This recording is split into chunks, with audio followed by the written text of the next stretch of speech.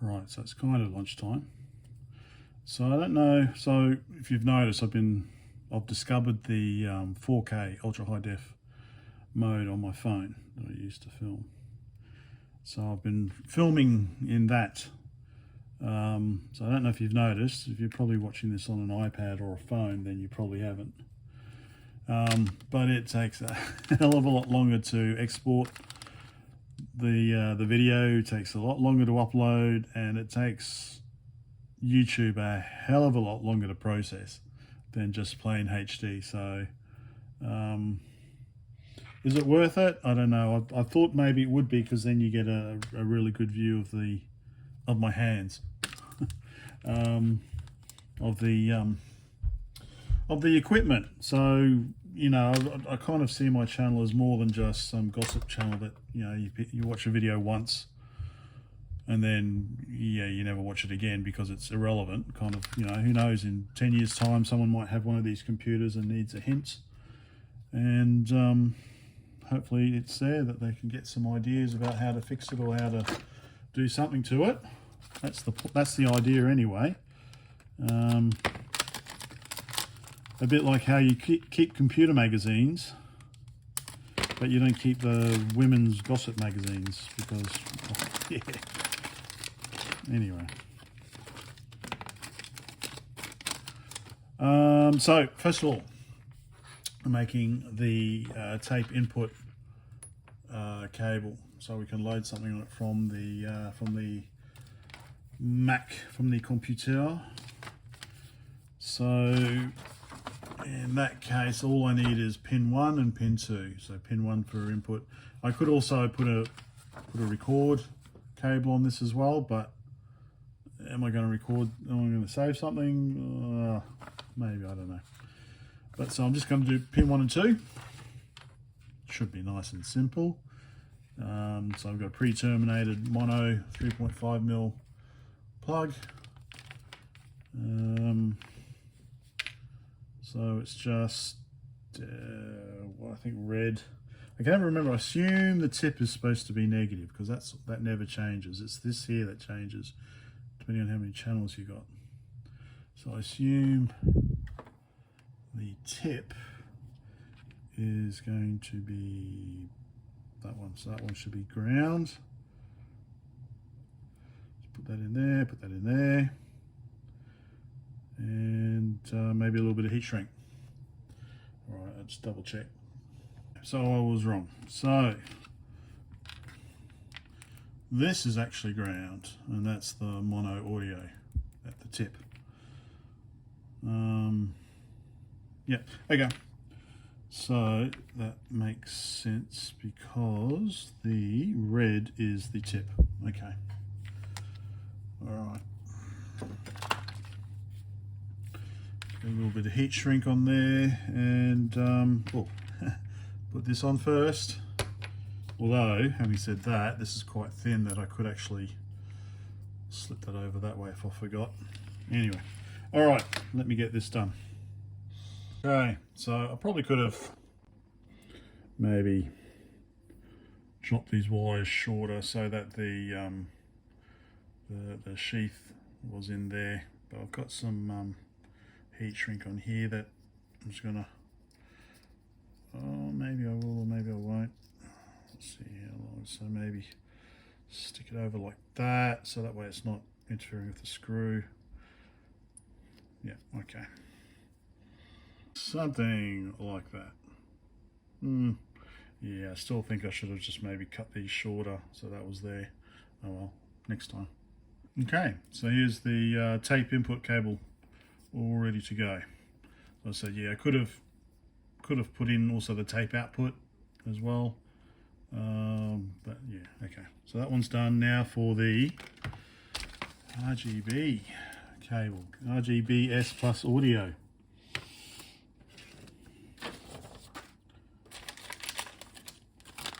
It's going to be fiddly.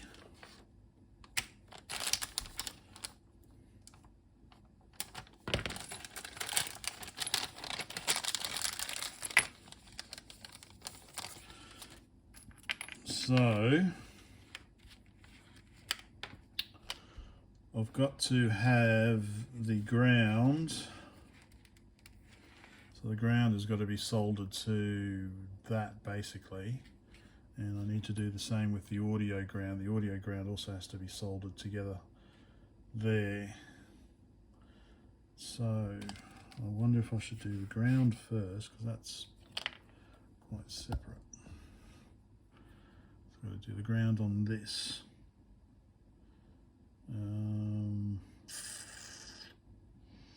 I guess I could solder it to the underside.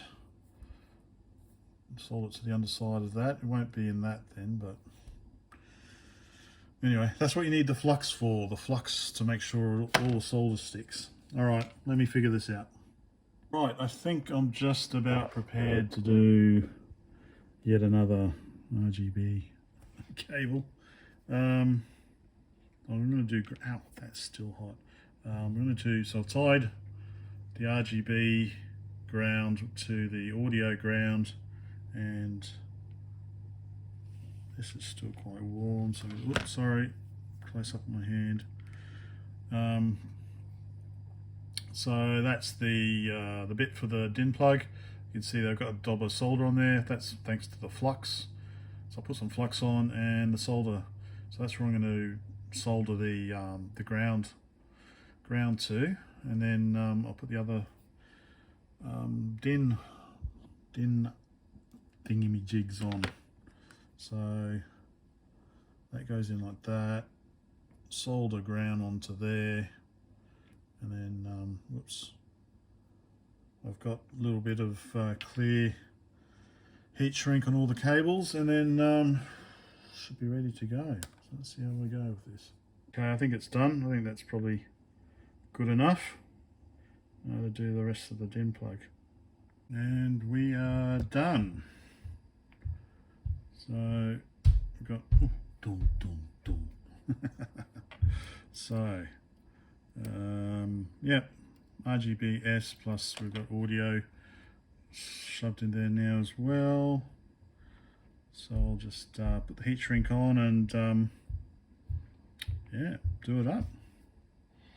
And there we go, pretty much almost the end result. Got the heat shrink on, so everything's protected. Got ground on the sheath there, so that should pick up ground from the case or whatever. I just have to squeeze this together and yeah, alright. Oh, I gotta go back to work. Alrighty. Here's the finished RGB cable. Not, I really kind of screwed it up a bit here, but it works. I should do it again. So I put a bit of heat shrink on here inside, and it's anyway, whatever. It works. So I've got. So I've written Robik on some heat shrink, and then either side I've got some glued heat shrink, so that's, oh, I think it's cool. Well, it's kind of neat. And we've got our speaker output there. So let's plug her in.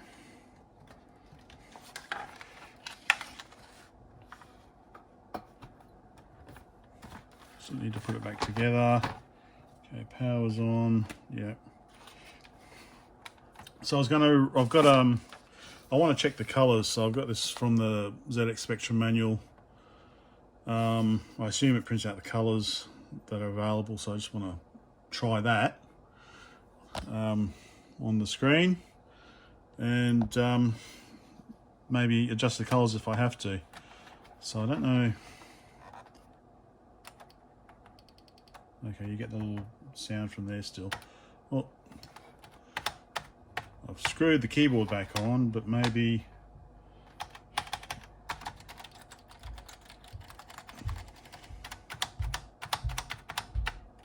it's a little bit too far to the right. Maybe I just need to nudge it a bit. Maybe. All right, let's see. So,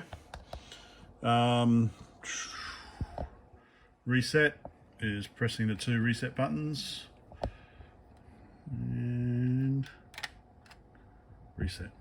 So I will type in the program. What will be more interesting, watching me type watching the program? I think watching the program.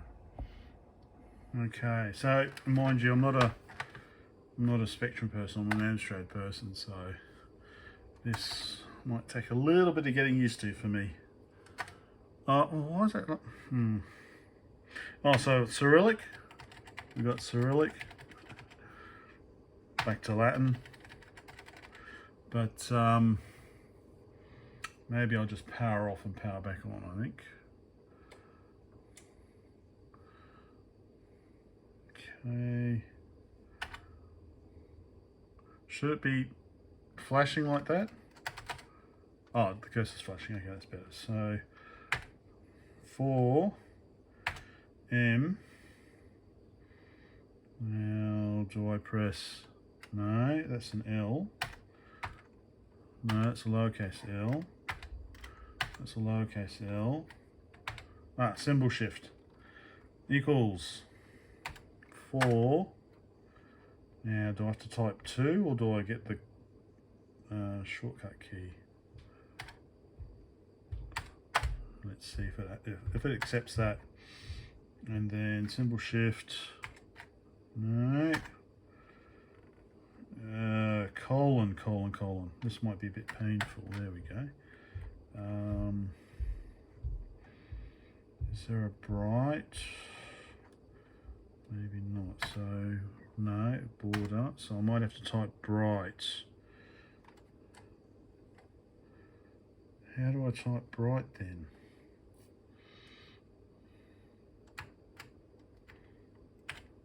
No. This is like my Mega 65 where I spent 10 unedited minutes. No. No, nothing. Alright. Sod it. Alright. How do I do bright? And how do I do... Where's paper? Because paper's not on here either.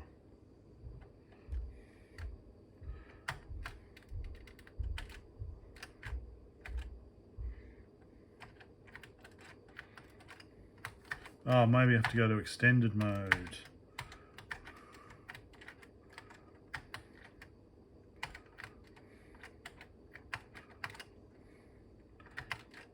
Okay, because extended mode, if I may, yeah, so the extended mode, which is symbol shift and cap shift, isn't listed on the keys, so see, that's user, that's len, that's val, square root. Yeah, so I might have to make a, I might have to print out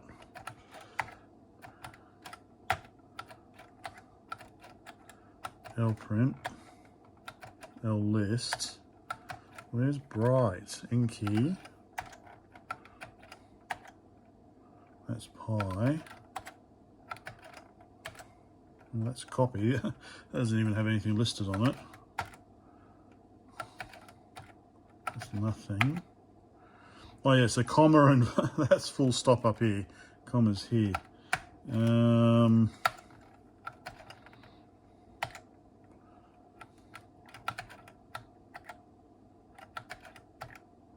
Oh, okay, so I can also do extend mode and then, oh my god, what a pain in the ass. That's beep, that's ink, paper, oh, okay, I'm getting close maybe. That's flash, there's bright, okay. Cap shift, symbol shift, and then cap shift again, and then shift again. Okay, at least I've got bright now. There must be a cheat sheet of all the combinations, so let me get that, and I think I might just type it in, and then we'll let you rejoin me at the end, I think.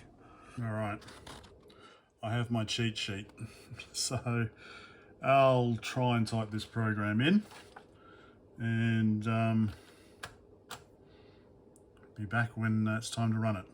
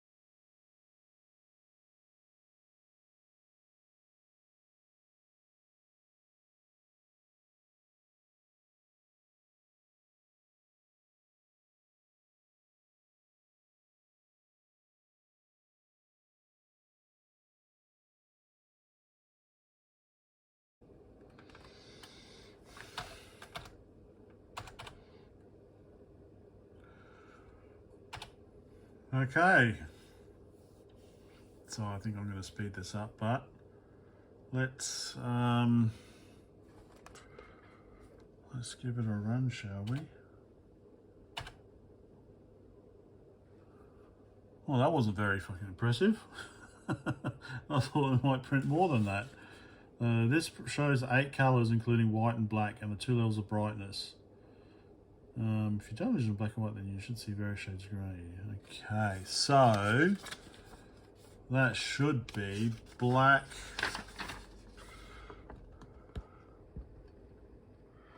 That should be black, blue, red, purple or magenta. Then we should have green as number 4. Number 5 should be pale blue or cyan. Number 6 should be yellow. And 7 should be white. So that's what I'm a bit concerned about, is the white looks a bit too bluish. And then we've got, I guess, the inverse or something. I don't know. Yep. So yeah, I think maybe I don't know. Should I just load a program and let it go? Close enough? Maybe close enough. All right, let's see if I can load a program. Load a game. So let us load it.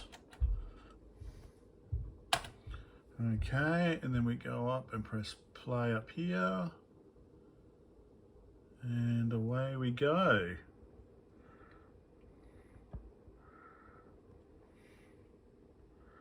So I'll let this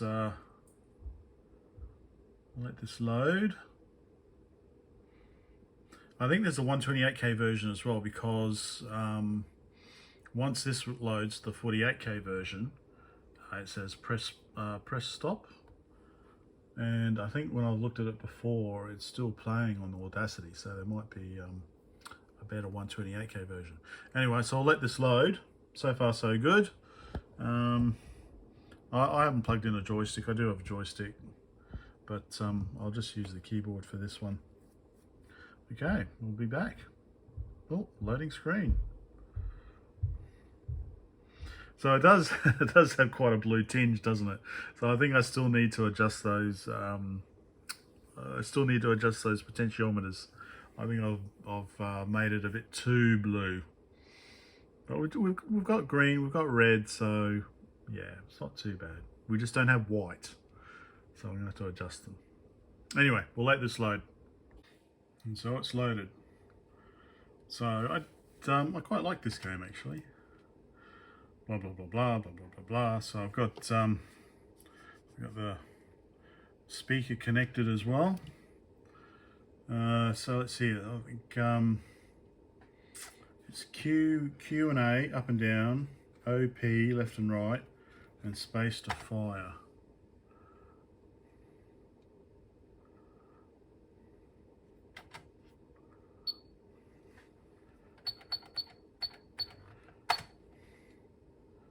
There's the credits. Okay, so new game. Level 1. I think it's randomly generated dungeons. Okay, and there I am. Collect 10 coins to survive. Okay. Attack this guy. Hint, you can hide from enemies behind the ledges. Okay. Right.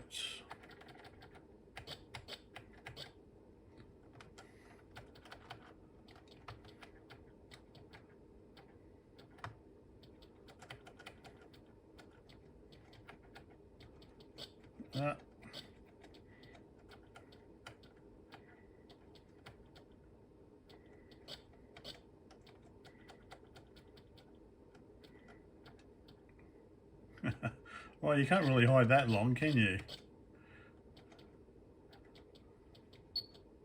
I need some potions. Is a red potion a good one? Oh, you restored your life to the maximum. Okay, it's a good one.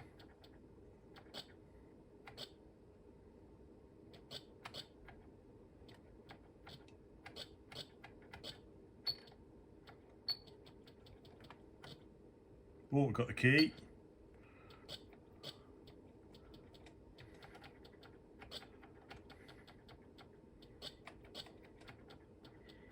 I quite like this game. This is a really well done game.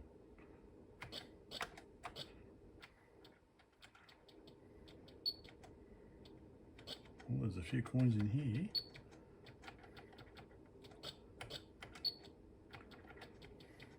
Oh, my health is getting low. Run! Run, Forrest, run! I don't know how I'm hiding from him. Oh no! Run, Forrest, run! Alright, because I had the key.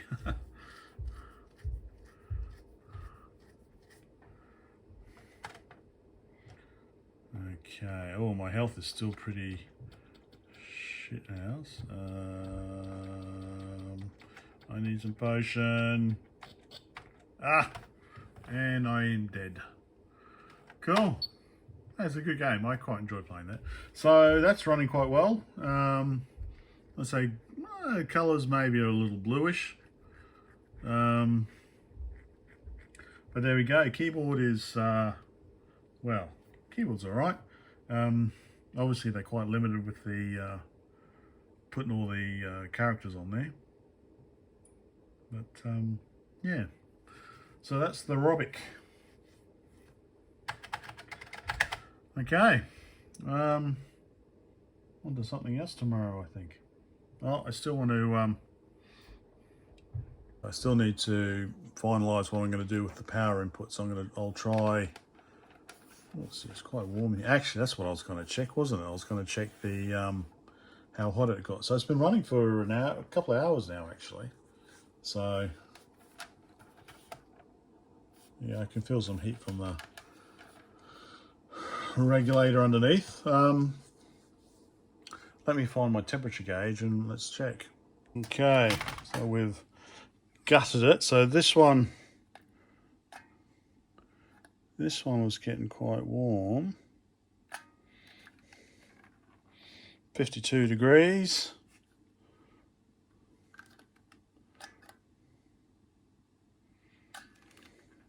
That one's coming in at almost 49. What about the Zilog, the Z80? Zilog's coming in at about 48.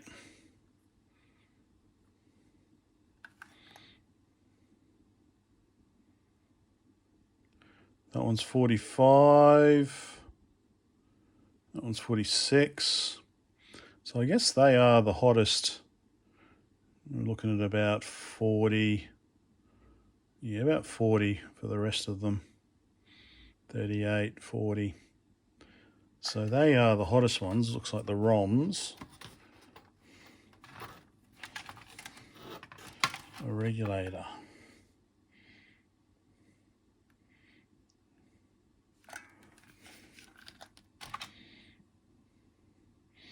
So we've got a good 38 degrees there.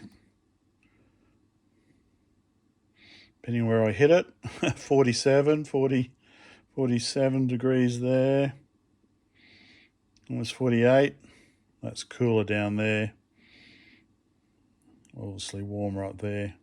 So about 47, almost 50 degrees. That's quite hot to the touch, actually. Oh, yeah, that is actually quite warm. Yeah. So that's why I like to swap out these linear regulators. There's just so much waste heat. So yeah, so I could either change it so that I just put 5 volts in which case there's no regulator required at all. Just basically I can put a socket on there, 2.1mm socket. It draws about, well, if I get rid of this, it'll be drawing less than an amp, I reckon. And then you could just power off the USB. You could power it off, I reckon you could power it off this even. So yeah, I could make up a USB to 2.1mm, get rid of this totally. So if you, ow, that is hot. So if you don't like switching regulators, then just feed it 5 volts. let that do all the work. Okay, well, that's been the Robik. I don't know if there's anything else really to look at. It's like it's a neat little computer. I'd recommend getting one if you can get one in good shape. There are issues apparently because they have fixed the ROM, and as you can see, it's a white on blue, so it's not standard. So there might be compatibility issues, but swap out the ROMs. So typing wasn't too bad. It's just that I had difficulty with the one-touch keyword entry. That, yeah. Otherwise, it's a pretty nice keyboard to type on. Okay. Good night for now.